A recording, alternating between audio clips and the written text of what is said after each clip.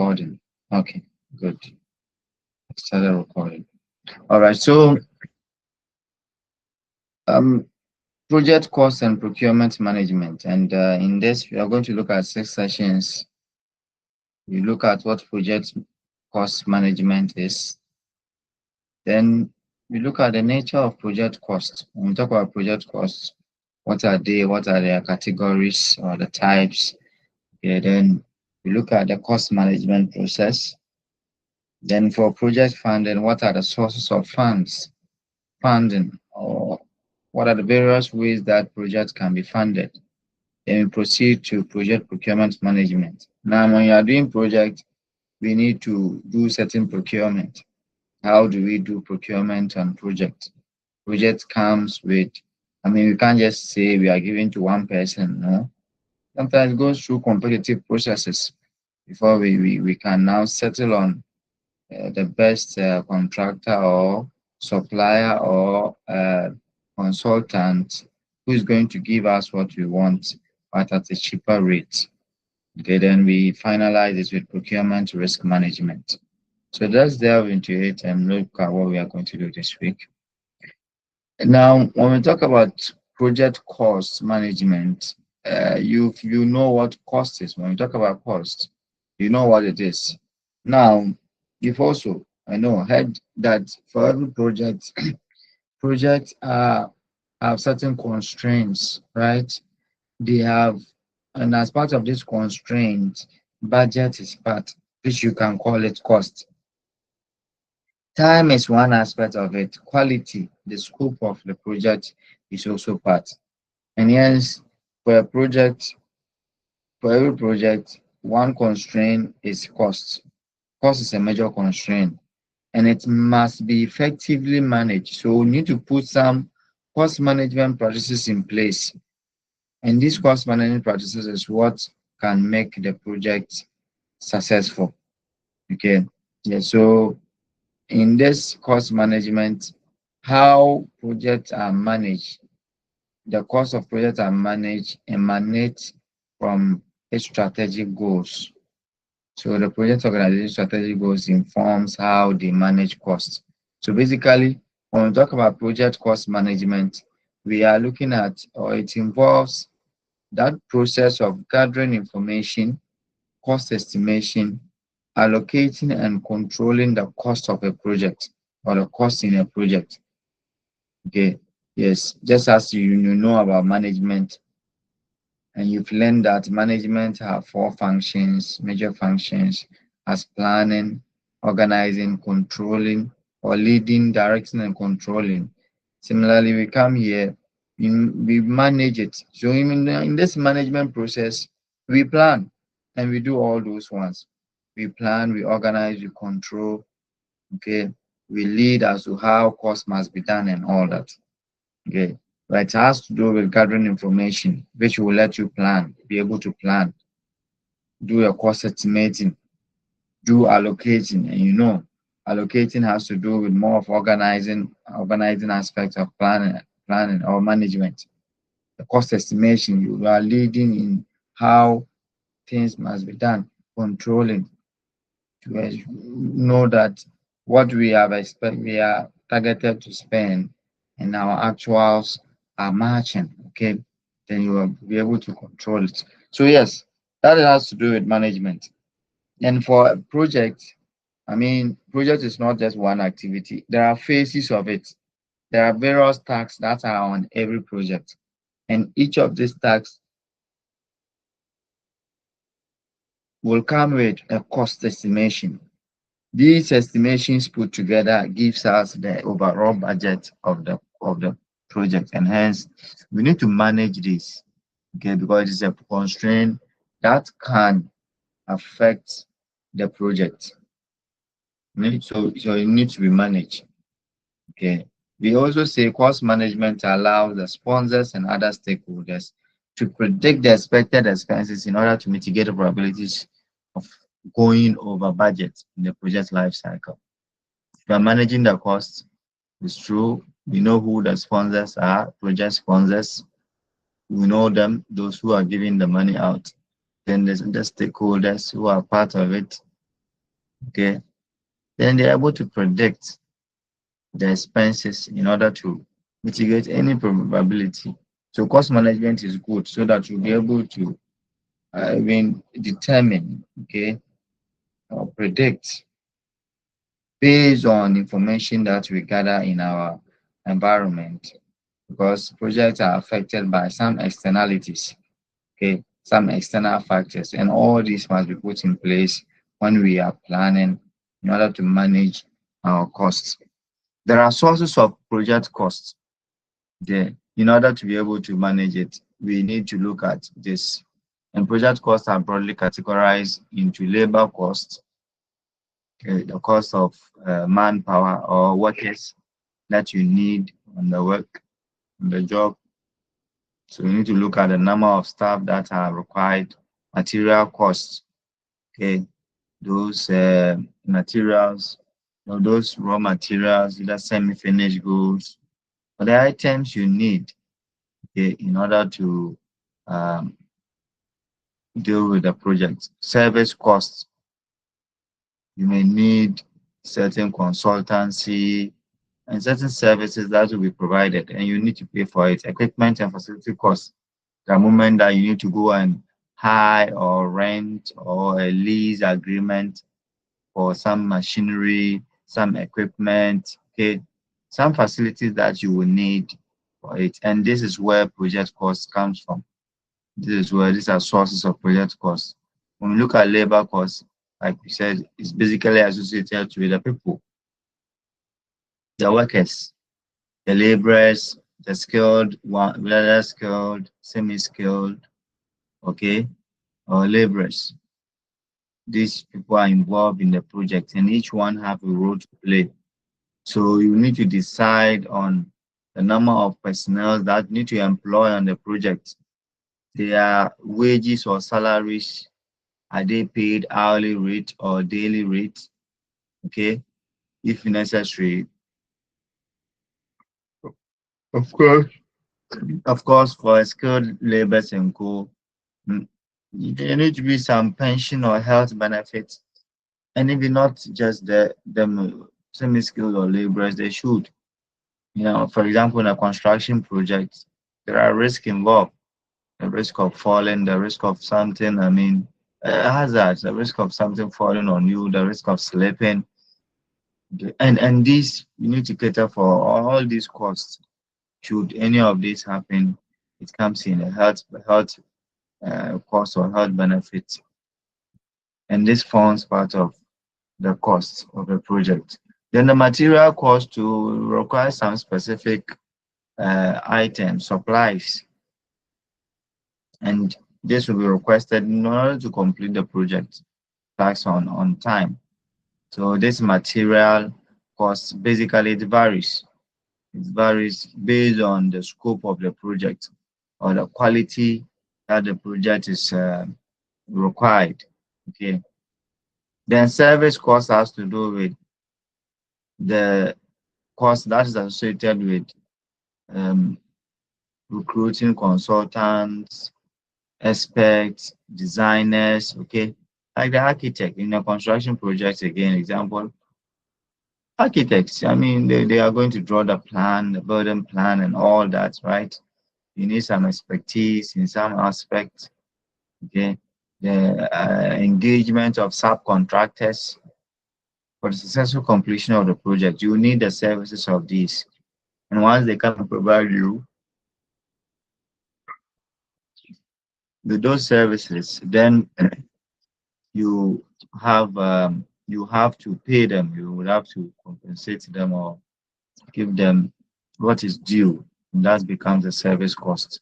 You also have equipment and facility costs. Okay? That also emerges from rentals of equipment or some office facilities that you need to facilitate the completion of the project. Okay? So in this unit, as we have looked at what project cost is and the various sources. So keep this in mind. These are the sources of project cost and what they are about. Any question on session one? No, sir. Have any question? Yes.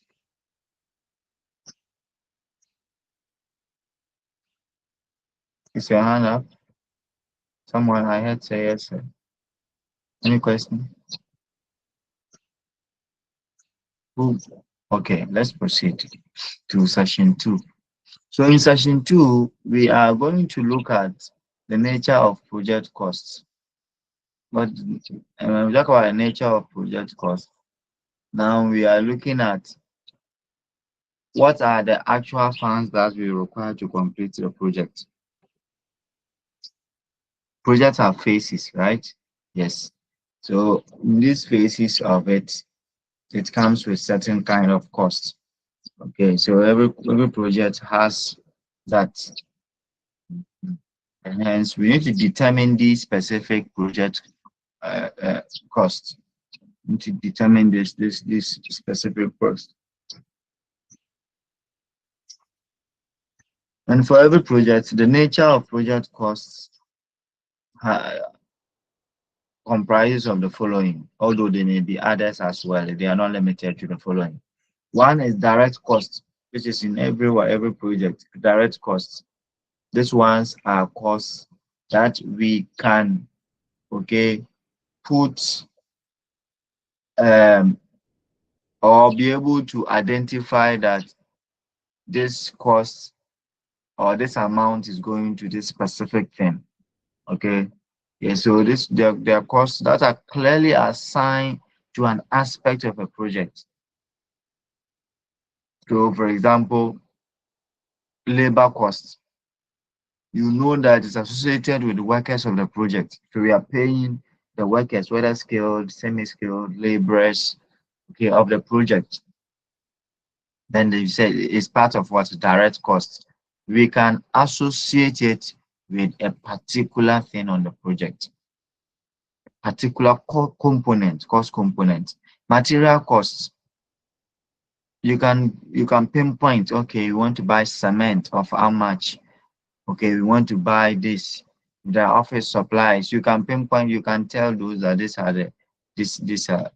the requirements, or these are the materials that we bought, okay, specific materials we bought. And these are the direct costs that usually are on project, okay? And you put together to get the total. For example, when we look at labor costs, labor, as we said up there, has to do with, are you paying them hourly rates, daily rates, okay? Yes. So, for example, in calculating total direct labor cost, it is the direct labor rate times the labor hours. So yes, on certain projects, laborers, especially laborers per se, are paid sometimes daily, and you hear by day the term, especially in the construction, this and the informal way, they will tell you by day. Now laborers, when they go by day, it's 150 cities. So if you have 100 laborers and they are doing by day, so which means daily you would have to pay them. And to find a total direct labor cost, you would have to now multiply the labor rate, the 100 times the hours that they have spent. So mm, the rate, if it's 150, if it's one, then you put it together. If they are paid hourly, sometimes it's also daily, right? Sometimes they depend on the work. I mean, in here in Ghana and in some developing world, we use mostly daily in our calculations, right? But we are here, even if you have not traveled before, you will know that when you go to some developed world, the UK, in the US, and other places, they work by hour. So people may be juggling about 4 or 3 work together in a day. They go here, work for 5 hours. They are marked for that 5 hours. Okay, at the end of the week or at the end of the month, they are paid based on the hourly rate that they work. They go to another place, they go and work for another some hours like that. Okay, so that's what we are referring to. Then indirect costs. These are costs that you cannot associate it with a specific activity or task on the project. They occur. But when they occur, or you cannot pinpoint that, okay, it's because of task A or B or this material that is what bringing up this cost. Okay, so we link it to what we call overhead and selling and administration costs. Okay, that's where they usually, with the category we usually put them under.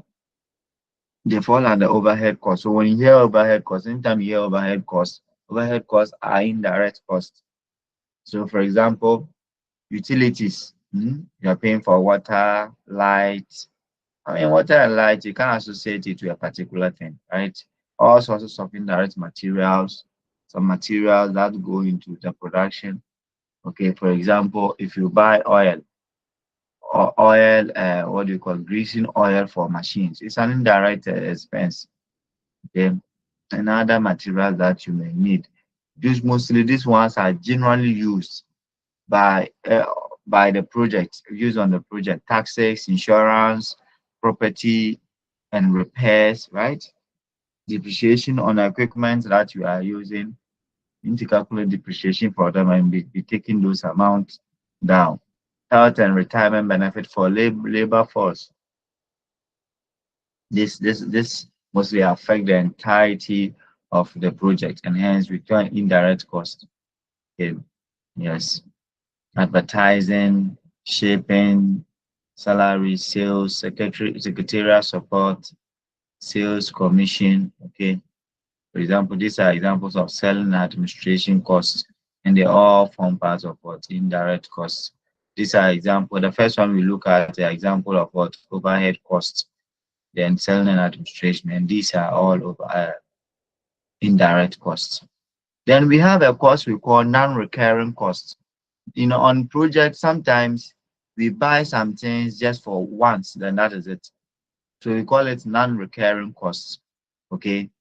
Those ones, they don't recur, they don't come back again. Once we do it one at the beginning of the closing of the project, that is it. For example, when we are doing preliminary market analysis, we have a product. We want to send a product to the market. Okay, and that's the project we are doing. The preliminary market analysis is only done once. We will not do it twice. We do those preliminary market analysis to seek some information, to survey the market, to know what consumers want, right? So that we're able to produce or give them what they actually require. We know their tastes and preferences. We know which products are in the market that we are going to compete with. Okay, what is their market share? Can we survive if we go in there?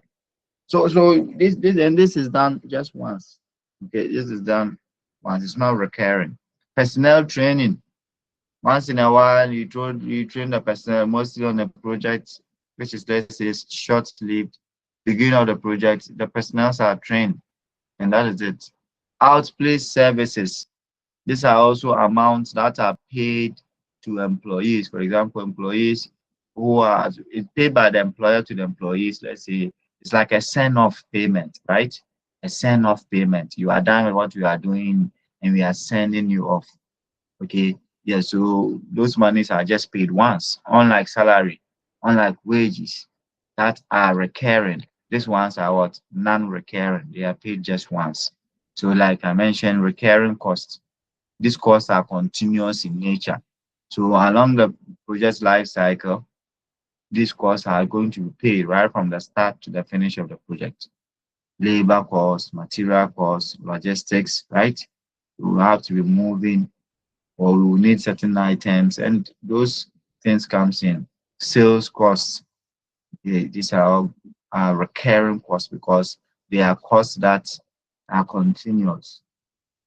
They are not done once. You'll be doing them uh, alongside the project life cycle.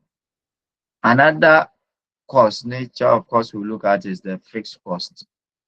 These are costs that, whether there is operation ongoing or not, they are incurred. Okay, they are fixed. They are fixed. They will incur them, whether the project is stalled, whether something is going on or not. If it is a production process, whether you are producing 10,000 units of product or you are producing 2,000 units of product, well, 10,000, 2,000, they will still incur that same cost. Okay, so we say these are costs that do not vary with respect to their usage throughout the project life cycle. Example, leasing capital equipment or project hardware. If you have a machine or you have leased a capital equipment machine or something that you are using, once you use it, whether you use it there for uh, whether you have a minimum usage of it or maximum usage of it, you are going to pay that lease. Okay, you are going to pay for it. So they are fixed costs. Then we have costs that vary. We call them variable costs. Okay, so they will increase or decrease at any point in time. Okay, alongside the project life cycle. Mm. So project variable costs we say are based on fixed rate. Others that are variable and subject to significant fluctuation, either they go up or down. Okay, so the items you may be buying, so for example, the use of equipment. Yes, equipment that you go either you rent or so.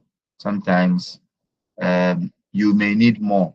Maybe the use of that equipment must come at a fixed rate. However, sometimes they are charged for hours per hour. So, for example, let's take you need what do you call it? This tractors. Okay, these tractors that you use to I've forgotten the exact name. If someone is here can recall the name of this caterpillar and co, right? That you may need to clear land or I mean do some filling or something like that. Usually they work 8 hours. Usually in a day or so they work 8 hours. So let's assume it's 8 hours. They have a fixed rate in working for the 8 hours. Maybe you may need them for just 8 hours or even less, 4 hours, right? There may come a time you may need them more than that. So maybe it may have a fixed rate. However, because of the your variation of need, sometimes you may need them just for 8 hours. Maybe sometimes you may need them to work for 16 hours, extend it, right? Or 12 hours.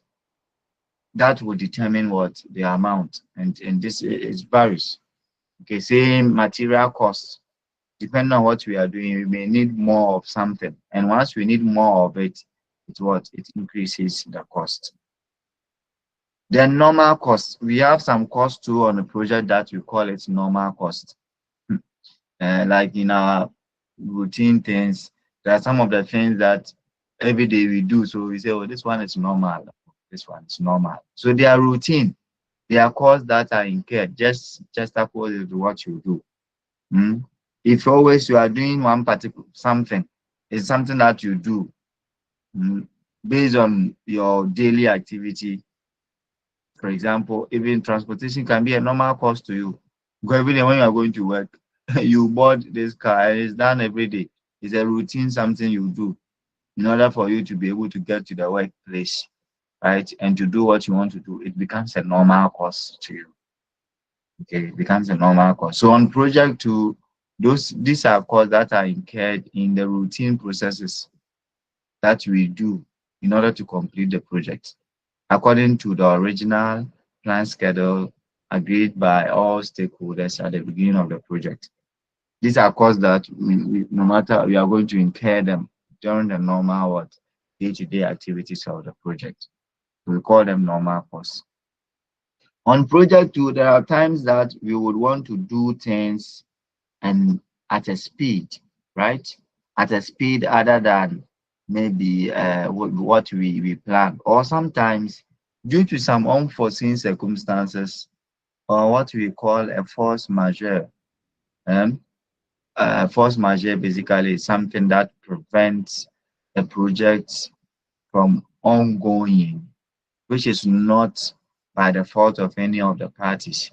So let's say if that one has come in, maybe a heavy rainfall, let's say in the case of a building project, that made the project stall for a while. But we need to complete the project on time. When we get back on track, okay, when we get back, then what is going to be is that we we would have to expedite the process. The lost time that we have gotten, we need to what? Expedite the process, and that can bring a cost. If you are doing a project on its normal time plan, you may need the same workers, right? However, if you want to expedite it, you may have to what? Contract more workers, put in more resources, hire additional, what do you call it, machines or equipment, so that you'll be able to do the work faster. And we call this expedited costs. So in section 2, we looked at the nature of costs, and we have looked at a whole lot of them, right? The nature of costs, a whole lot of them. Any question? Any question before we move to section 3? No, no, sir. Yes, if you have a question, you put up your hand, okay? So that I will be able to just notify and call you. All right. So Gideon, Sir, I said no, sir. no, in your case, maybe another person has a question. Yes, sir. All right. So if you are saying no, then me, I have a question for you to know whether you are following. So Okay. So question what is here. are A question is here. the question? So What's the question? what's the difference between the expedited cost and actual cost? We did not mention actual cost in here. I want to find the difference between. Okay, we did not mention actual cost, but when we talk about what is your definition of actual cost? What's your definition of actual cost? Now, I see some of you want to raise up your hand, but you are tapping the emojis rather. So if you look down there, um, you see a hand there. When you click that, when you press that, I don't know if you are using a laptop or a phone, but you will still see it, a hand. Okay, I mean, more of a hand raised. You just tap it, it will show here that you have raised your hand. Yes, so Gideon, I'm asking what is actual cost so that I'll be able to distinguish for you. In your case, what is actual cost? I would define it as a real amount of money that is truly spent to produce a product or to compute a project. Good, good. So you see that we have actual cost and we also have targeted cost or planned cost, right? Yes, sir. And in a project, sometimes actual cost can exceed the targeted cost, and that is why we will say that we have what cost overrun. Okay. Is that so? Yes, sir.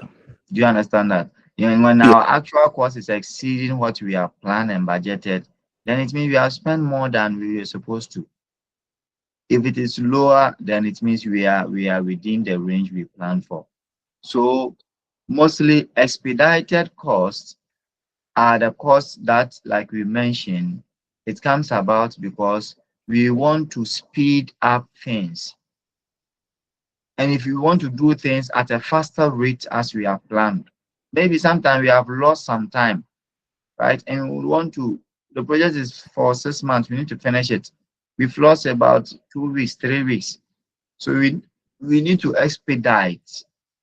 We need to put some measures. So if there are workers we need to bring on board, we need to bring them on board and all that. And once those expedited costs and all comes in, it will add up, and at the end of the project, we will get what we call the actual cost that we spent. So if the expedited cost made us spend more, you will see that our actual cost may now be more than what the targeted or the planned cost at the start of the project. Do you Okay. understand? Yes, sir. Which means that to a large extent, our expedited cost goes into the cost, and our actual cost is determined after we end the project. Okay, sir. So which means expedited cost is part of it. Okay. Okay. All right, Albert. Yes, sir. Good morning, sir. Morning. My question is, what is the difference between recurring costs and normal costs?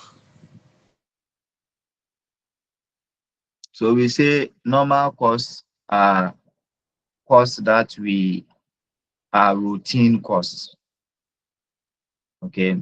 So they are routine costs. So for example, we can take an example like some administrative expenses. Okay, in some administrative expenses, so if you look here, they are routine process. So maybe you may need some administrative expenses like buying of what do you call it? Uh, Pens, sheets. Okay, I mean these are normal costs that we need in order to work out, give reports, and all that. So we term them as normal costs. Okay, yes. Then when we talk about recurring, recurring here, you see that we will label it or put it as part of those costs that are more of a direct cost. They are direct costs to the project, to the labor, the materials, the logistics that we can pinpoint to. Okay, but normal costs are more of those general costs that it occurs and they are routine. Okay, they are routine. So you maybe need them more frequently than even recurring. Recurring can either be maybe it's weekly that we are paying or monthly that we may be paying them. Okay. For every project, all these things are planned. Normal costs, they are planned. Okay. So yes, we can estimate that we will need how much of this item, these items. I don't know if any of you is reading procurement and supply chain here. We have routine costs. Okay, routine costs. So we look at our routine items. Let me put it so.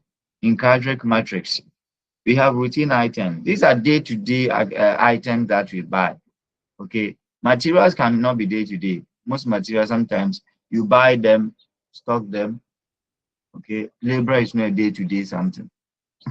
Depending on how maybe yes, maybe you may be calculating their wages day-to-day, or the amount is time spent, but sometimes this can be accumulated and paid on some regular interval, and that is why we call this a recurring cost. Okay, I hope your question is answered. So can Yes, we say any. that Mhm. the normal cost is, let's say, indirect than the recurring cost? Good. You can say that to a large extent. Okay, yes, you Okay, can say thank that you. to a large extent. However, yeah, you can say that to a large extent. But I would advise you because the costs, don't go and define normal cost to be indirect costs. Okay, yes. Don't go and define normal cost to be indirect. When you're marked wrong, you will say they will tell their difference. Okay, let's look at project cost management process as in section 3. That's what. So in managing project costs, we have three main process in order to manage it. And the first we will look at is project cost estimating. So we need to estimate the project costs, and each project have phases. So each phase will come with what an estimation. Then we look at the project cost budgeting, where we put all the phases, the cost of each phases together. Then project cost control, measures we put in place in order to ensure that our budgeted cost is met. Okay, our actual is matching with our budgeted. So before we embark on the process to manage the project costs, we need to look at the following. We need to look at inflation, and we need to plan for it. So we study the trend of inflation and we plan for it when we are estimating for the cost of any phase of the project. Again, we also have to consider the potential events or account for some natural disasters that can occur. We need to plan for that. So these are risk factors that we need to include. We need to look at other unexpected costs that can come in. These are considerations that we make, and that is why we may have to leave some allowances.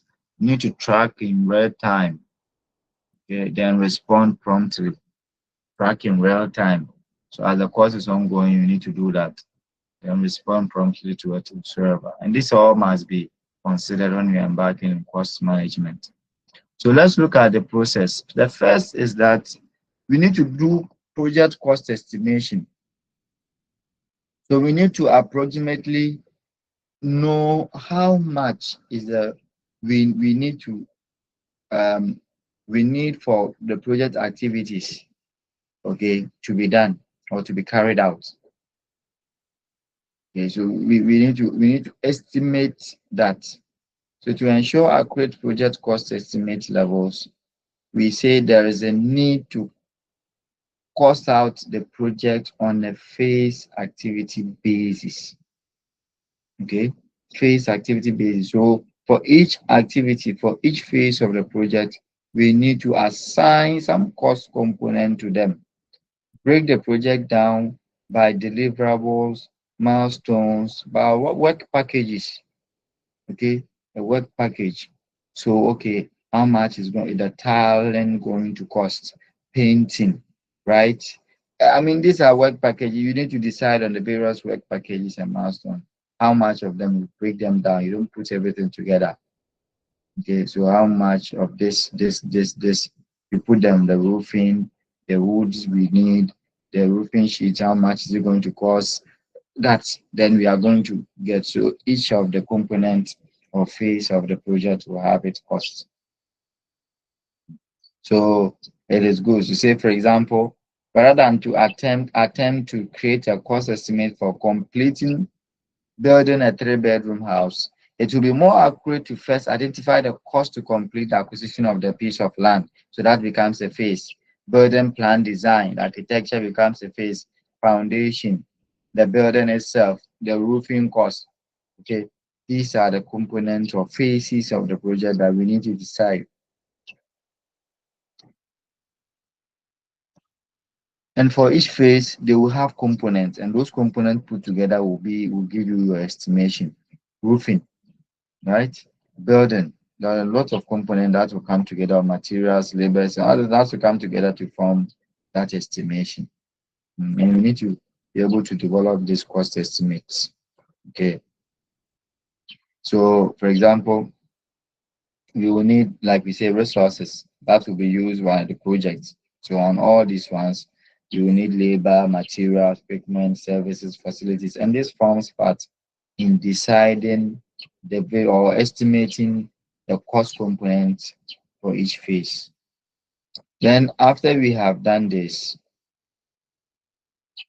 and even for sometimes doing this, like we mentioned, you need to consider some contingency cost. Okay, you need to plan for contingencies. Okay. Now, as we have done, after we have done the phase by phase estimation, we need to aggregate this estimated cost of the individual projects, individual activities, or the work packages to establish an authorized cost baseline. And this authorized cost baseline is the budget. And it is the one of which the project expenditures will have to be measured against.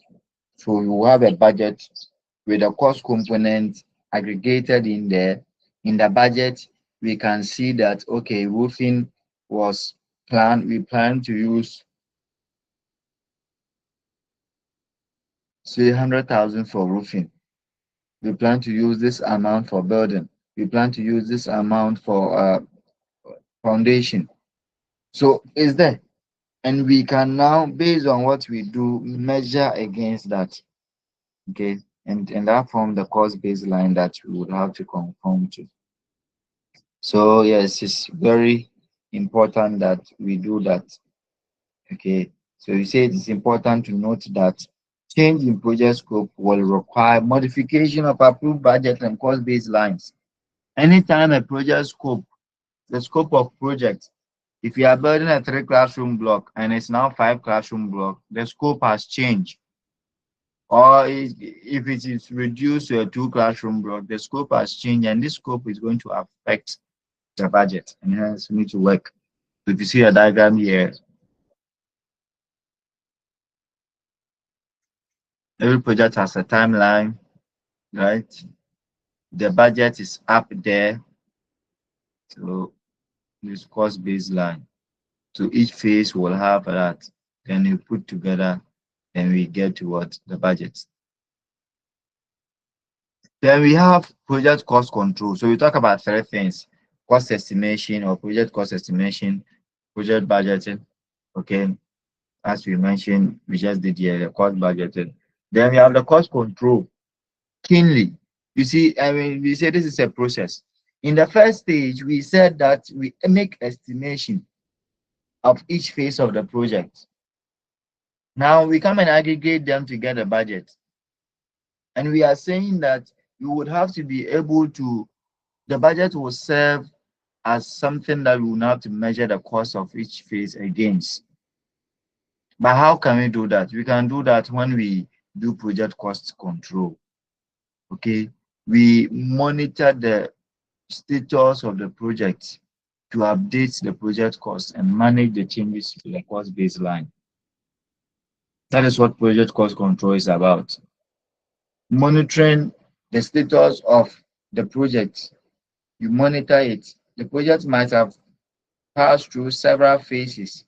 You have incurred the cost that you estimate for. But you need to be managed. Managing means you will be able to manage and know that, okay, this is the cost baseline for this item. You need to spend within. We don't need to exceed. So what do we do in order to do that? Then that is the control process. You monitor, you control, you monitor to look at what is the actual against the targeted. Where we are now, based on the spending, if I look at it, are we going to meet the baseline or we are going to cross that? Okay, so it needs to be looked at. So in any deviation that comes in, so it says that intensify project cost control is intensified during the uh, execution phase. When the project is ongoing, that is when it's intensified. And in fact, any deviation to schedule, quality, or scope for an activity will most likely have a cost impact. If you do not monitor any deviation, any variation, if time exceeds, if your quality is not met, okay, or even the scope, then it's likely that it's going to impact the cost. We'll have to sometimes go back, right? And you see this also here, right? So budgeted cost of work performed, actual cost of work performed, and that gives us a cost variance. If it's budgeted for this and you have now crossed to this, the actual, yes, there is a problem.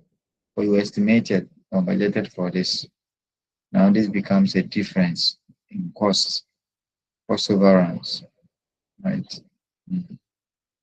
Right. So that is for project cost management. But we say that in order to identify this cost variance, okay, of the project, then you have to be able to evaluate the current status against the baseline that we have. And you can ask the following questions. Is the project or the phase activity progressing as planned? And this has to do with the control process.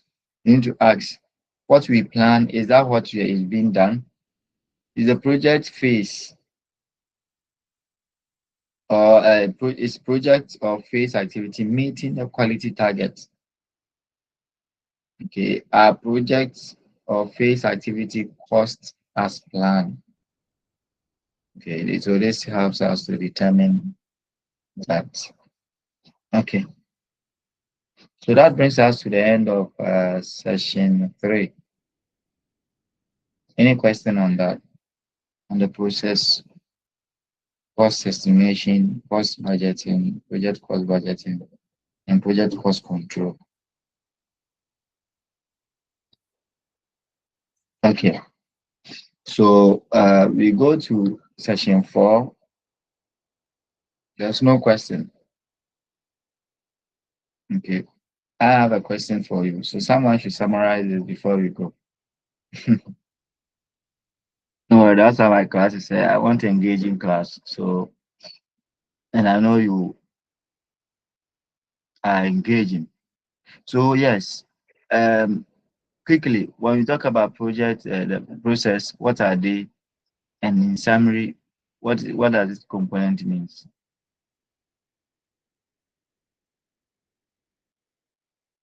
Who is helping us?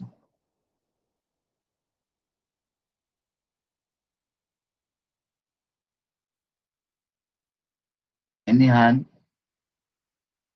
Okay, so you're not ready. Let's proceed. So in section 4, we are looking at project funding and funding sources. Okay, so projects we need monies. We need some funds to run projects. Okay, so projects have the following funding. In project fund, we are looking at the finances or those capital that we require in order to complete the project successfully, in order to carry out each of the activities, all the activities of the project.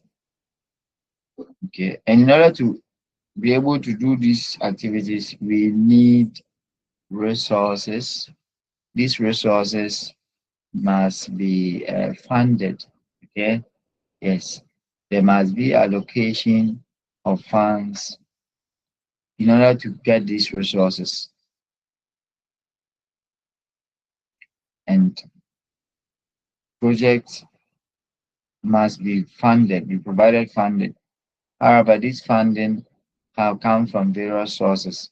Some come from the company itself or project owners.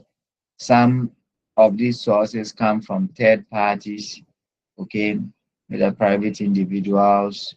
Some come from international agencies. Some may come from, like you say, some third parties like banks and all these. To put all of them together, the sources of the project can come from either internal source, external source, or a combination of both. Okay.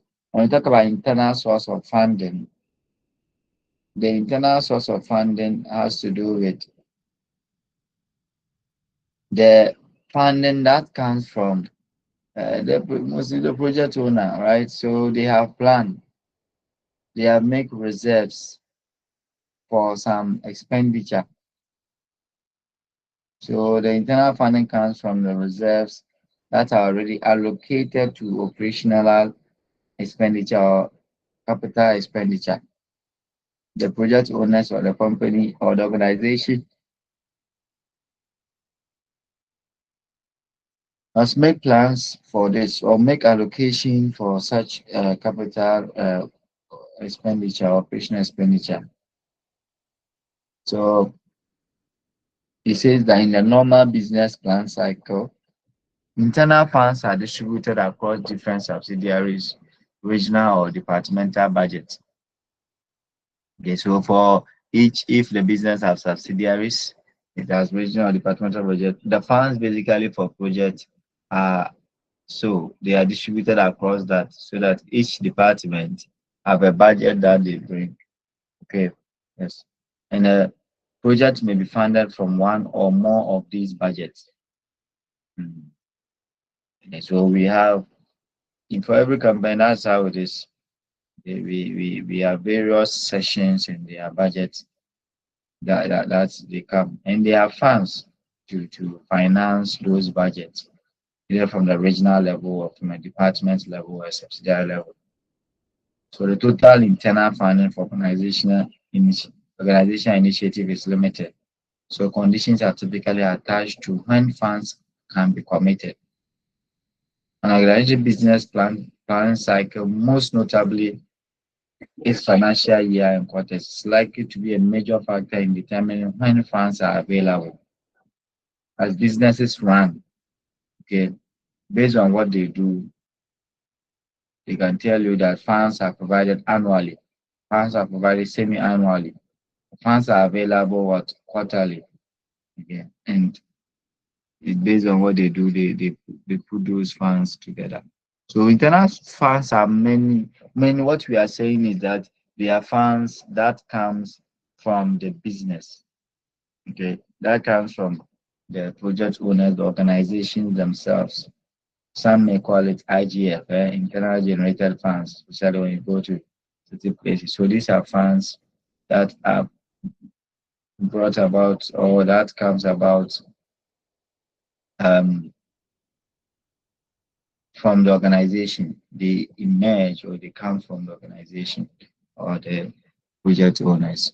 Then external source of funding are those ones that comes from external parties.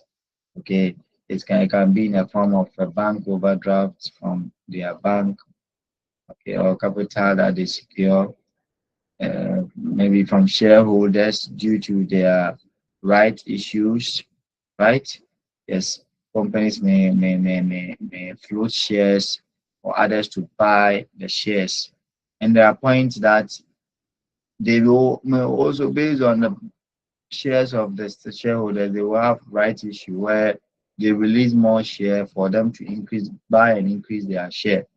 And sometimes based on the amount of shares you control, you will have that say to buy more or less. Okay, so is there shareholders, venture capital, the private people also, venture capital is also there. We even have angel investors also, grants. Okay, all these are external sources that comes in to also help projects. Okay. Mm. So it says that for especially in international arena, okay, it can include credit guarantees. That's when we say for major international initiatives, other than other factors may also come into play. And before you even look at this, let's look at this statement here. Whether internal and external, receipt of benefit or not, funders must be treated as key stakeholders and managed accordingly. And it's very key. On projects, we have stakeholders, and one of the key stakeholders is the funders, those who provide the money. You need to be managed and managed well. They need to be managed well. So in these funds that we talked about as either coming from internal, external, or both, or project can either have internal and external, and can even have both. Okay, we have them as some of these project funds. Some of them are short term, some of them may be long term. So we have some sources of short term project funding. One example or two examples are bank overdrafts and loans. Okay, when advances are given to um, an organization or a project owner by its banks to overdraw or to take more than what the amount that it has in its account. Okay, then we say they have done bank overdraft. So the amount that is over, let's say they have 100,000 Ghana cedis in the account, but they give them that opportunity to withdraw, say 150,000. That 50,000 extra becomes what? An overdraft. And usually interest is what is paid on that. Okay. So then we have loan. Loan is not a bank overdraft, it's different. Loan, sometimes you may even have an account there, but your account will not be touched. Okay. But it will just be intact, serving more as a backup or collateral for them should you if you don't pay. And they advance a loan to you. Okay, they give you an amount, okay, based on their some factors that they do. You agree on the amount, the payment time or the payment duration. Okay, if you have to pay it let's say in 3 years, are you paying on a lump sum base when the loan is due, then you bring all the cash, or you are paying it in installment. Every month there's something to pay, or every quarter there's an amount to pay. Okay, so loans are also advances to consumers, okay, at a pre-agreed amount and at a pre-agreed time for the payment. Mm. So that is it for this short-term ones. Then we also have ones that are long-term sources of project funding.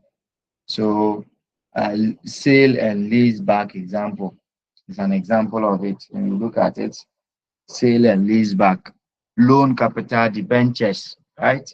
Yes, there are some debenture holders. They advance loans to companies. Okay, yes, and they take interest based on their loan when it is due. But venture capital, share capital, retain profit, issuing shares. Let's look at what they are. So when you say sale and lease back, basically a company can sell its assets, capital, to a financial institution or maybe another company, and then they will ask them to lease that same item back to them. Okay. Maybe you need money, you have a house, or you can even have a car. Let's use that. Let's say you have a car. You have gone into, you need money to do something, but you also need a car to do your rounds, and because of the nature of your activity, you can decide to sell the car. After selling, ask the person now they should lease it to you back. Okay, lease it to you back. Then you will be paying rental. You'll be making rental payment or rent it to you back. Okay, yeah. So that is also a source of funding for projects. Okay, loan capital debenture. Like I mentioned, in companies you have shareholders, you also have debenture holders. Debenture holders do not buy shares. However, they give large sums of money in the form of loan, okay, to businesses, and they get interest. They are not paid dividend like shareholders. They are paid what? Interest. They are paid interest. Okay. And so they are creditors to the company. Then business angels. We also have business angels who, when they see what you are doing is a project that is profitable, they can come in to help. They are third parties. They are investors. They invest in companies, in potential companies. Companies they see that they are profitable, mostly in most cases. Okay. So they are private investors who invest directly into a company in exchange for an equity stake or perhaps a place on the board. They want to be part. Mostly angel investors, they want to be part of the board. They want to take part. We have angel investors around. All of us know of a pizza man, what do you call it? Chicken man. Yeah. It's an angel investor who came to hold them. Yes. These are a group of students from KNUST who started pizza, doing pizza and all that, delivering about 2 guys or so. Later there were 3 more of a roommates or classmates sort of, right?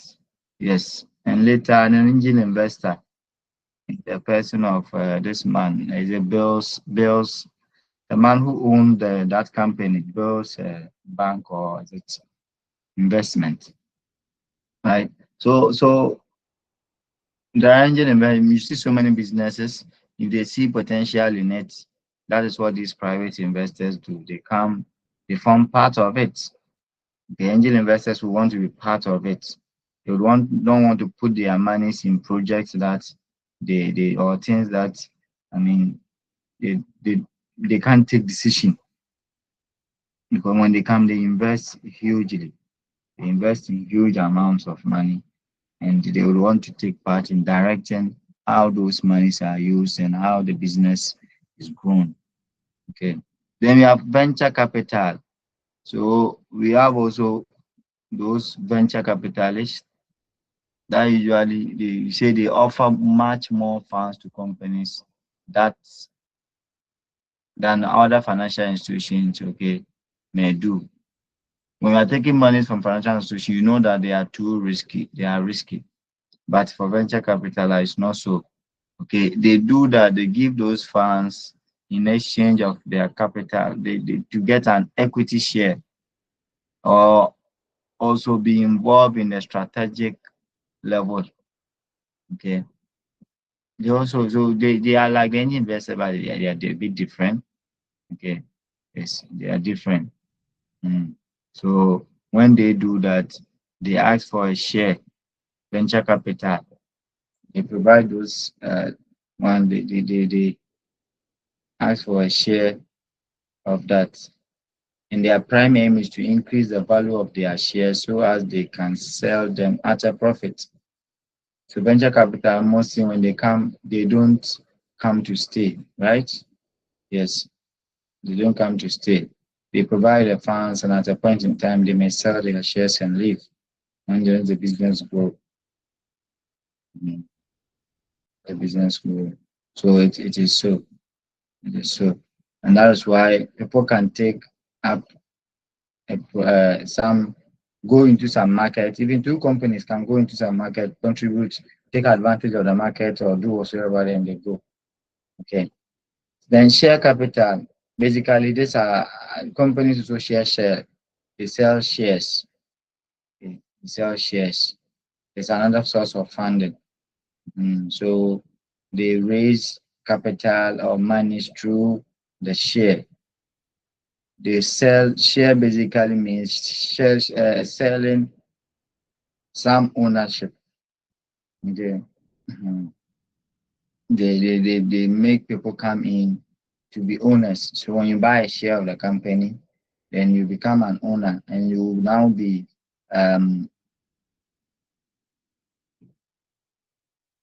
be eligible to receive what we call dividend. Once profit is declared, okay, yes, then you can get dividend based on your number of shares that you have or the value of shares that you have in the company.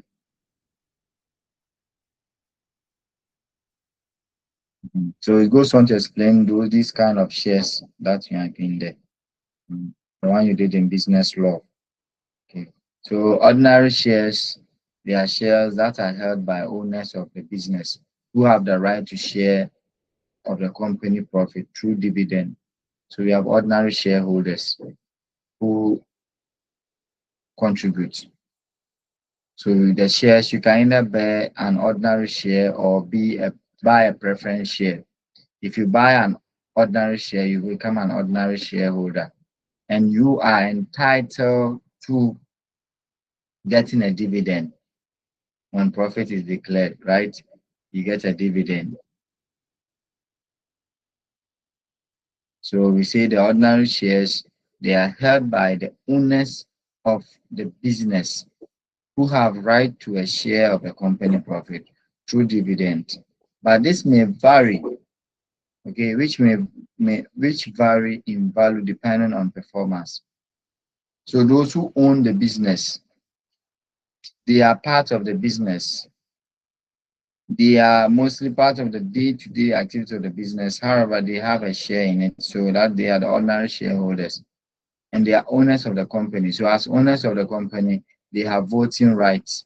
They vote on issues at the annual and extraordinary general meetings of the company. However, should there be any liability, any insolvency, then the risk is on them.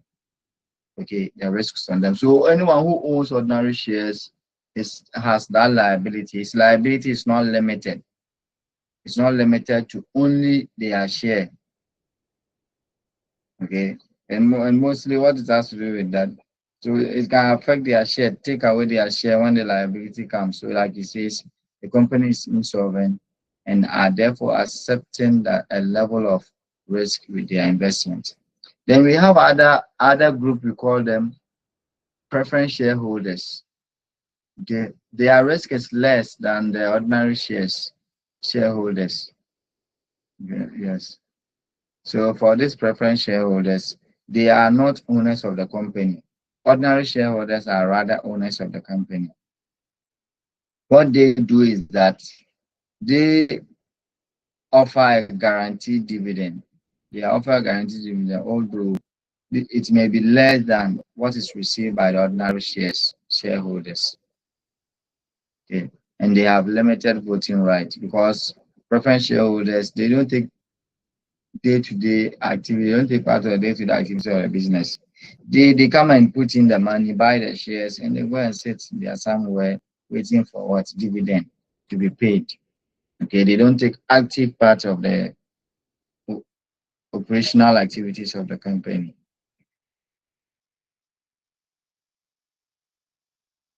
We also have what we call retained profits. So there are some that are like you've heard plowback profits, as people also say. Retained profits. Sometimes the company will make profit but will not declare it because they will need to embark on certain activities, they will need funds.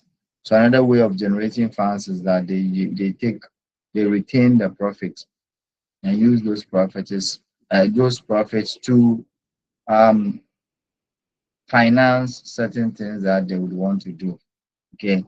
Then issuing shares is another source of long-term funding, where companies will now float shares. They issue new shares or right issue. So they can issue new shares in the market or they're based on right issue. So basically, when you talk about this, what are the difference? The new shares are generally made at the time as a company is floated on the stock market, and capital raise is significant. So the price of a new share is based on the project's growth rate. Mm. So the price is based on the project's growth rate, just as the stability, the market sentiment, comparison with other similar companies. Okay. Then then also when we talk about a right issue, it's a way of raising more capital from existing shareholders by offering them the opportunity to buy more shares. But in here, right issues are cheaper and a better deal for existing shareholders than new issue. Okay. The price mostly of a right issue is set at a lower rate than the current share price. So for example, we are saying that in issuing shares, we have two ways. There are people who are already shareholders of the company. You may want to increase their number of share in the company. And when you are doing that, the type of share or kind of share you are issuing is called right issue. They have right issue. It's called right issue because they are already part of the company and they have more of a right to what to increase or even decrease or sell some of their shares. Okay, yes, and mostly this right issue because they are already part of the company. The price of these issues are set at a lower rate. And they are not floated on the stock exchange. No, they are offered to them. So you will not find that on the stock exchange. However, the ones you find on the stock exchange are new issues that are there. Okay. Mm. Although there are some too that some companies also float, some shareholders also float their shares for sale. Mostly they float it and give it to those other shareholders. So you hear that another person has sold his shares to another shareholder to increase the other shareholder, or another shareholder will offer someone that I want to buy your shares. Right. Okay, so that brings us to the end of session 4. Okay, the end of session 4, which look at the project funding. So now we know we have short-term finance or funding and a long-term funding, and how do these funds can be gotten various ways. Now on project, we need to have procurement in there, and procurement is key because we need suppliers, we need suppliers to provide us with the various materials or supplies that we need, consultancies, right? We need them. We need contractors.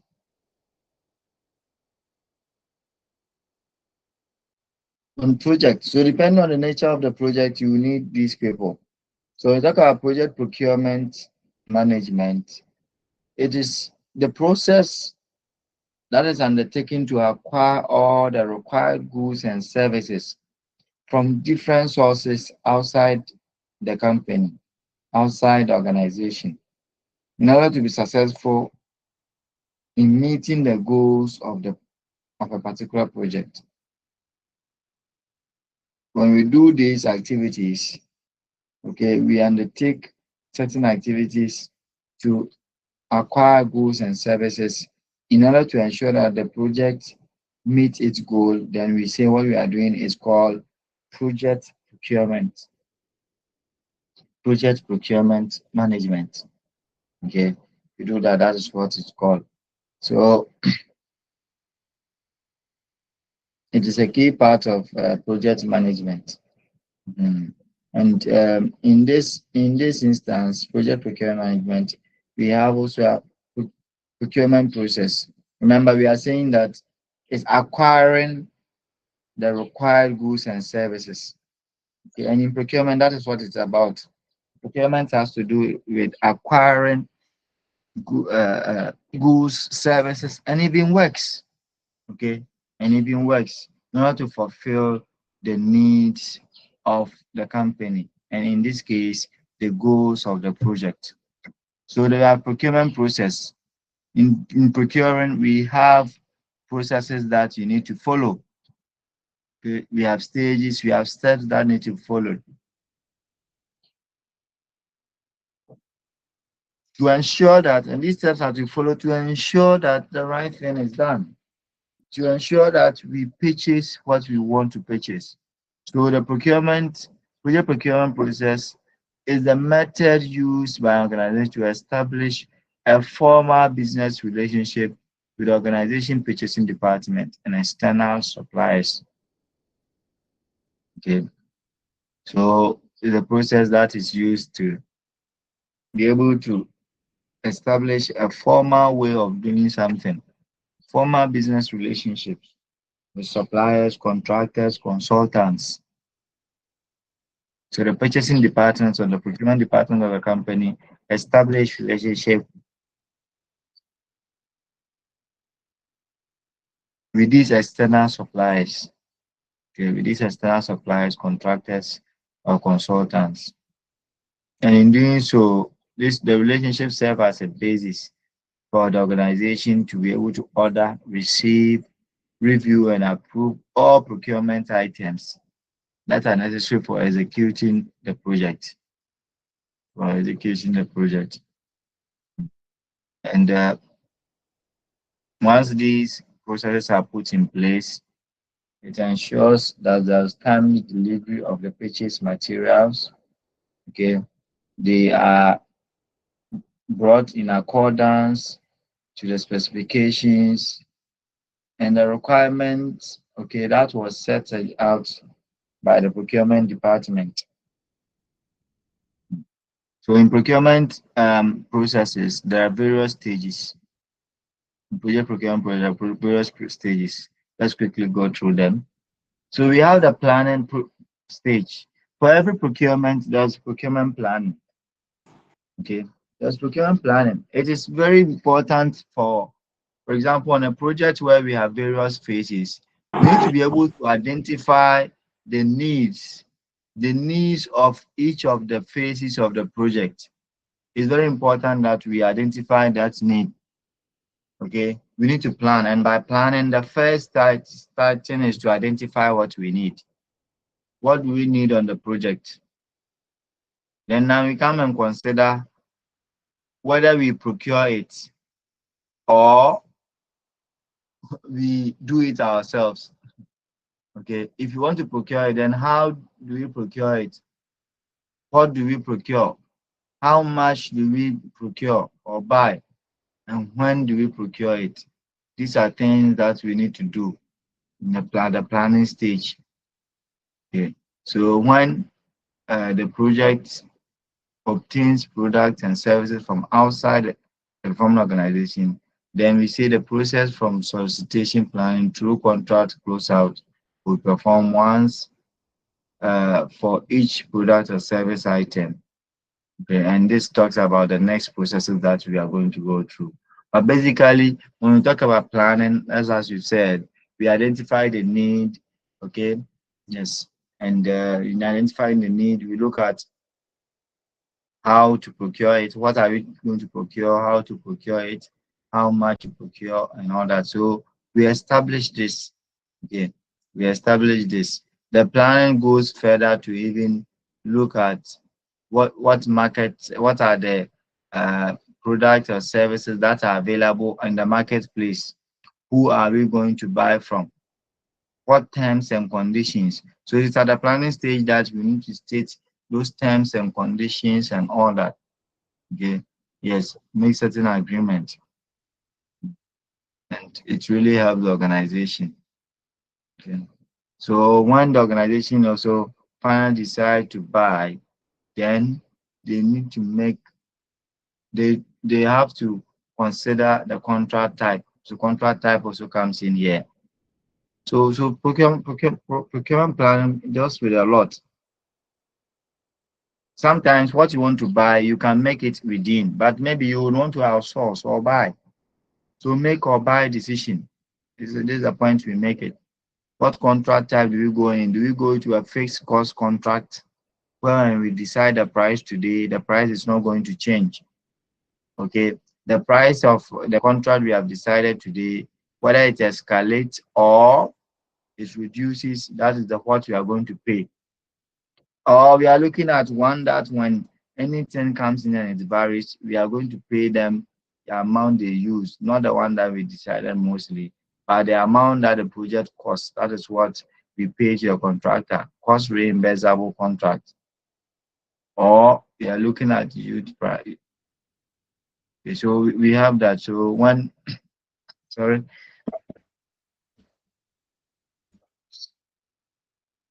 So fixed costs, or we are looking at unit price contract. Okay, or unit price contract. So this is the planning stage, procurement planning. Then the next stage is solicitation planning. Now internally, as we have planned and decided on the contract terms, the type of contract we go for, what to buy, who to buy from. Okay, all these are stated there.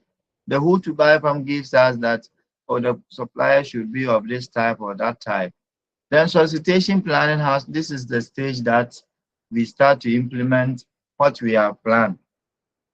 Okay, we start to implement what we have planned. So all those decisions that we made, okay, in implementing it, you see that we will end with sending out a solicitation document. I mean, a document that we will be soliciting for the suppliers to give us, for example, request for proposal or request for quotations, or even we will be inviting them to tender in, to bring their tenders, okay, to bring their bid or their tenders.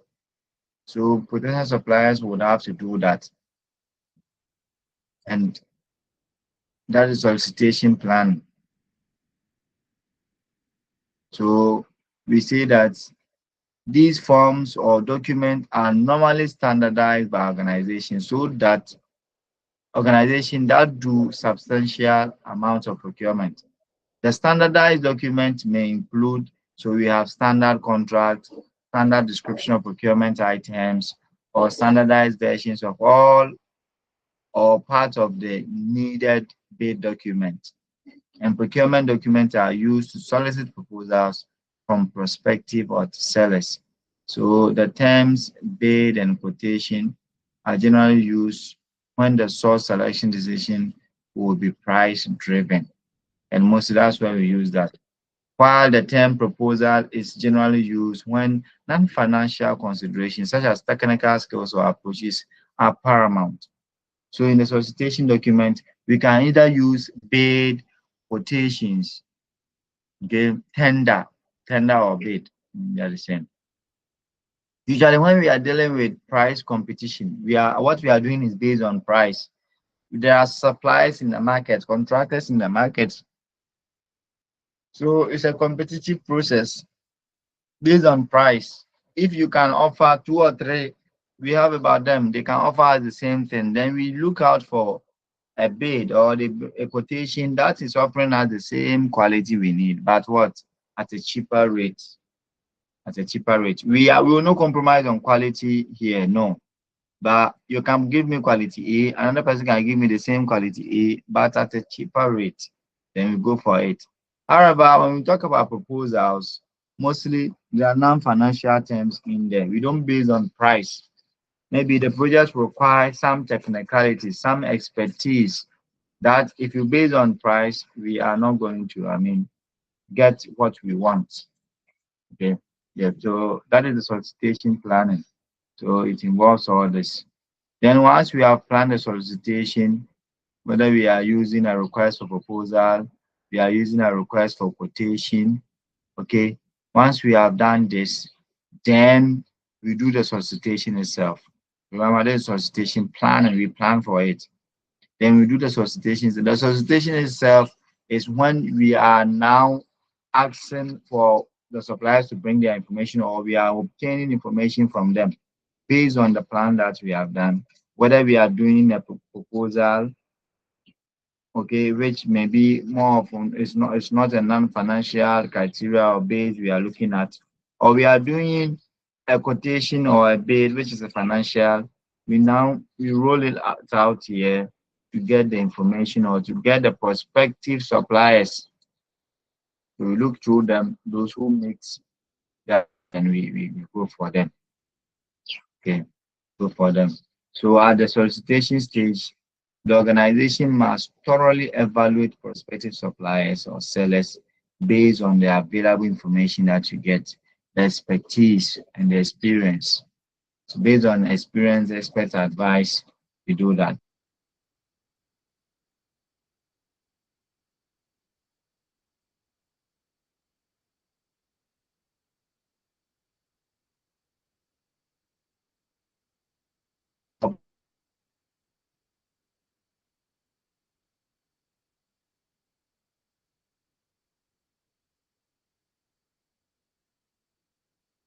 The bidder conference probably have met this. There are various forms of procurement, and this is where you decide on that. We have two-stage tendering. Okay, we have two-stage tendering, we have competitive tendering, and all that. So it comes in here. Okay. Then after this, we have source selection. So after we have received information from them, we now know their capabilities. Okay, and we know all that. Then we can now do source selection, where we select the suppliers. And this involves the use of standard criteria to evaluate all the bidders, all the bids or proposal received from the various prospective suppliers. So based on the approach we set the criteria right, technical approach, commercial approach, or commercial sections, price. Okay. Then we now evaluate. We use that, we just set a standard criteria to evaluate what the suppliers have submitted. We use that to evaluate them. Okay. Yes. So, and that is the selection process, or we call the evaluation process. We evaluate the supplier. So based on what everybody has submitted, we just propose that against our plan or our solicitation document. What do we need when we're sending out solicitation document, soliciting for them to submit their requests for quotation or proposals? Okay. Yes, you give them a criteria, you give them you send out a specification, what you want. So based on that, you rank them, you score them. And the evaluation criteria, scores are given separately, differently, or weights are given differently to um, various items. So for example, if you rate quality high, then you give quality more what weight. So you may have 4, 5, 6, 7 maybe criteria, or even more than that, that you would want to rate or evaluate each bidder's proposal against it. So then you can do that and rank and score them. Okay. Now after you have done this, then it means it will lead to the evaluation or source selection will lead to selecting one person. Okay, selecting the highest rank proposal mostly. Then you negotiate with the person. Okay, once you do that, then when you award those contracts or you select that person, the next thing is you do contract administration. Very important. Okay, and should to ensure that the supplier's performance meets what was agreed on in the contract. What is the contract requirement? Is the supplier, the contractor meeting that? If it's meeting that, then that is fine. So the administration process has to deal with that. Okay, ensuring that things are running smoothly. Okay, decisions that were made are applied. In the project execution phase, performance report is written, quality control processes are in place or change control, payment systems, and it builds communication. Yeah. So you do it so, and that's on the project. It's good and it's part of the procurement process. Then after you have done this, you make sure that the project is executed and all that. Then you come to the contract closeout.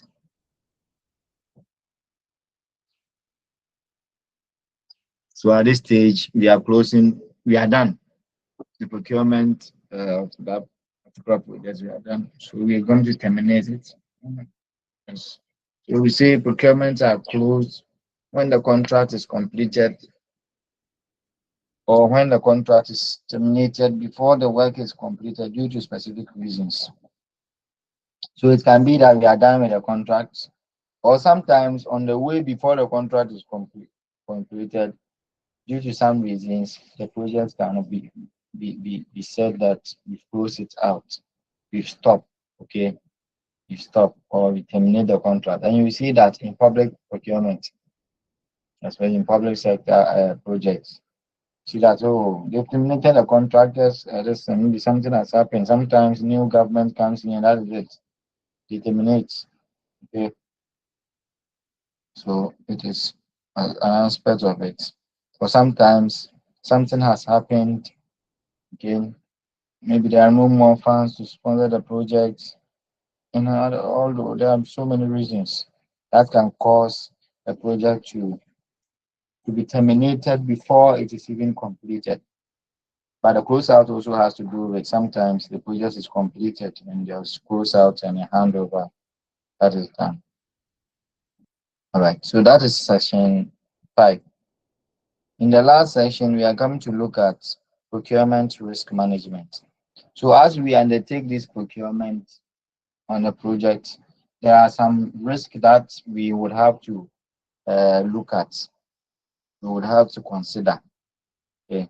Yes. So when we talk about procurement risk management, is the proper planning, the organizing and controlling of all activities involved in acquiring goods or products for the completion of a project, so as to reduce the exposure and uncertainty in price, lead time, and demand, so as to ensure continued flow of supply, the supply of skills, materials, capabilities, facilities with minimum disruption. So whatever we are saying here is that when we talk about procurement risk management, we are looking at those systems we put in place, the planning, organizing, controlling that we put it in place, those planning activities, organizing activities, controlling activities that we put in place in acquiring the goods. And we put these systems in place so that we ensure that what we need is not exposed to certain risk or uncertainties. So we would have to plan, okay, to reduce the probability of certain things happening that will bring variance.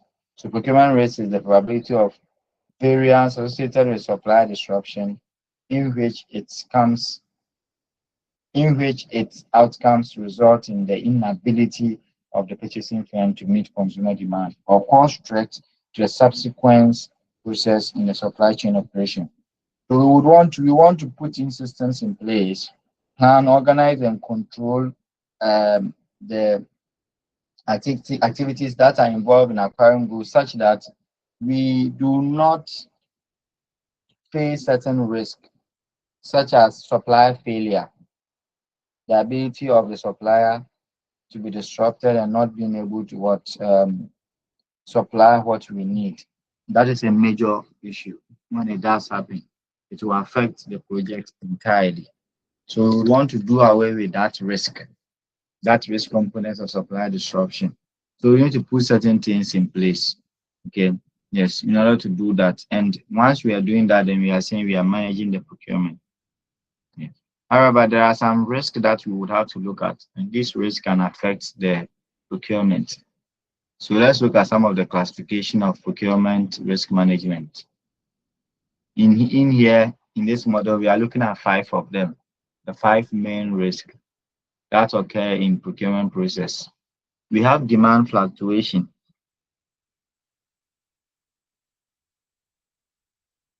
Then there are procurement to we call something vague price information. Then sometimes unreliable yield, uncertain lead time, disruption risk.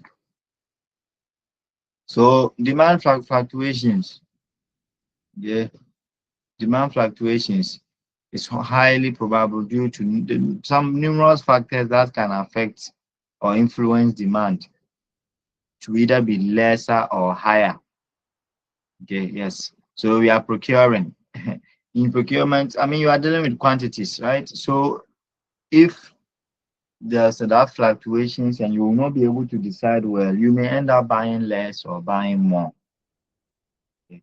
So companies should be capable of dealing with the uncertainty of demand in order to survive. And in doing so, you can look at factors such as seasonality. So if that thing you are buying is one that comes off season and all that, you need to consider in the planning process. Okay, yes, taxation, product availability in the market, the price, all these affect. Okay, so demand fluctuation can really affect the cost, the schedule, and the scope of a project. And it can undermine of scope of project to undermine successful project completion and closeout. If we do not take care of this, I mean, demand fluctuation is one that can make the project unsuccessful. Then vague price information also has to do with the price of materials and services to enhance project completion. We say is always not stable in the market. The prices are almost stable. So different purchasing time usually means different purchasing price and inventory holding length. That's resulting in different levels of cost. Vague price information. Okay, so sometimes within the market, things are not materials or service provision are not the same. Okay, they are not the same. Sometimes you may now say it is fluctuations, but I mean they are big price. We say we call it big price because you don't even actually know. You don't actually know. Today you go, it is that different time you go, it is another. Sometimes even depending on the market, okay, depending on the market, some markets have different prices. So we say it will be prudent to developing a flexible buyer supply relationship to reduce price uncertainty and other financial hedging. So mostly in order to do this, sometimes it's good you go in a long-term relationship or build a very good or flexible buyer supplier relationship so that you'll be able to manage the price uncertainty in the market. Another is unreliable yield. So sometimes uncertainty in the supply may also come from sources such as, let's say, suppliers, limited production capacity. Okay, you are buying, you want to buy, all right, but sometimes, like you say, unreliable yield. We are talking about yield here with supplies. What you need is supposed to be provided by the suppliers. So if it is unreliable, meaning if they have to produce, let's say, or to be giving you 10,000 units of product in a week interval, and they are not reliable, this week they bring 9,000, another week they will bring 8,000, another week they bring 10,000. That is a risk. Okay, it's a risk that you would have to. Okay, because of maybe their production capacity. Maybe there are too many defects in their production line. So always they are unable to meet that requirement. Also, suppliers' inability to meet the product requirement is another thing. They are unable to meet the requirements, specification of the project, then we also say it's part of the unreliable yield. Okay. Then uncertain lead time. Lead time too can be uncertain. On lead time, as we say, it is the period or duration between when the order is made and the order is received. Yes, and this case also affects us. Then disruption risk has to do with supplier disruption. Supplier disruption risk. We say it's not too common to most projects, but when it does occur, it mostly poses a high risk to the project completion and closure. Yes, you may not find supplier or disruption risk as so common. I mean, they are not that common. However, they will have high impact when they occur. Okay, but if suppliers do not supply the quantities you need at the right time, at the right quality, it becomes a problem. It becomes an issue. And hence, in doing so, mostly like you hear multiple sourcing or multiple people will have or we use multiple suppliers, right? So you need to get backup supplies. You don't rely on only one supplier. If that supplier is disrupted by certain unforeseen event, then you lose out. Because if you lose out from getting, for example, in the manufacturing line, typical one, you need to get your products to the market. If you do not get your resources on time, your materials on time, to put it in the production line and send your product to the market, then you will get to lose. Your competitors will get to the market, or your product, your consumers will get to the market, they can't find your product. They'll be asking, waiting for it, especially loyal customers will even say, oh, let me go and come tomorrow. Maybe it will come. The shop owner too will tell them that, oh, it will come by tomorrow, it will be there. Yeah. Now, if they go and it's not, those products are not there, and it is because it's a ripple effect. It's because production did not get the goods on time. They've not been able to produce to get to the market. You lose your market share, some portion. It affects your reputation. Okay, yes. So that's how it's going. It is something that will happen at one point due to suppliers' failure to produce to supply raw materials or input materials for production can ripple down. Can ripple down to delaying production, delaying time to market. Okay, and that can affect the reputation of the firm. Again, it's multiple uncertainties. I mean, so we say that there are sometimes in a current complex uncertain business environment, procurement risks will be interrelated, which causes a more destructive economic consequences. Okay, so in addition, mistakenly identifying the risk causes the underutilization of a regular supplier or overutilization of the backup supplier, because there may be uncertainties. In order to better address the supply chain risk, you consider multiple uncertain factors. Okay, consider multiple uncertain factors would be more important. So the project organization that procures from two suppliers that are subjected to all or nothing disruption risk and random yield risk respectively. to fulfill its deterministic demand. Okay, so we need to look at multiple uncertainties that can happen. We need to make those decisions, and these multiple uncertainties can affect procurement. All right, so that brings us to the end of session 6 and hence today's lecture.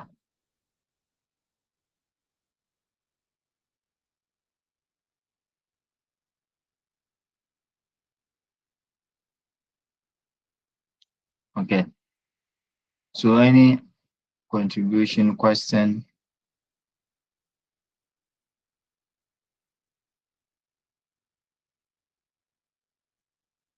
Hello, are you here?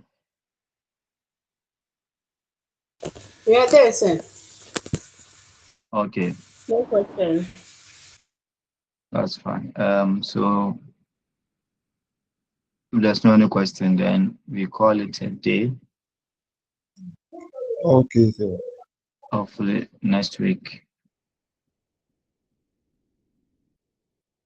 Yes, Sophia. Sir, please, can you come over again with the disruption risk? I didn't really get it. Okay. Disruption risk. We are saying that, where do you find disruption risk? Okay, that's good. Disruption risk has to do with when there's supply failure. Okay. When there's supply failure, you see something that will disrupt the supplier from supplying your goods. So let's say, for example, you are buying from Boku, okay, or you contract a supplier from Boku to bring you cow meat for your restaurant. Now you know that Boku, you have conflict there. There are times that the conflict will go down. There are times the conflict will not. I mean, it's okay. If it happens that there's a conflict arise and it's intense, that becomes a disruption. And once that disruption, maybe you may be looking, well, maybe waiting for your cow meat to come and arrive. Consumers are waiting. You need them. You also don't have any backup supplier anywhere to supply you. Then we say that is disruption because they will fail. They may not be able to supply. So anything that will cause a supplier not to be able to supply either the right quantity at the right time, even in the right quality, is a disruption risk. We call it supplier failure disruption. Okay, it's something that will, I mean, what do you call it, inhibit the supplier from supplying the goods. Do you understand? Okay, sir. Thank you. Yes, please. Thank you. Okay.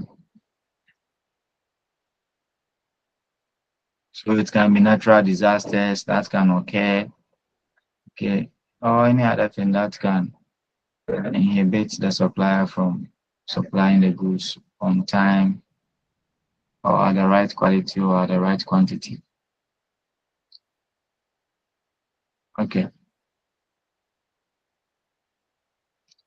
All right. So thank you very much for joining today. If there's any other question, we call it a day. See you, God willing, next week. Thank you, sir. You're welcome.